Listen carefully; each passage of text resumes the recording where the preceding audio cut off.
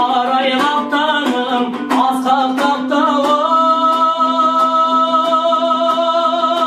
ән ойнап күлген күй тартты көлім қол жетті міне аңсаған күнге жасай бер жаса қазағым менің. Ассалаумағалейкум қасиетті қазақ елі. Нағыз қазақ емес, нағыз қазақ домбыра деп баяғы бабаларымыз жылап кеткендей, қазақтың қара домбырасын қолына алса әу демейтін қазақ жоқ.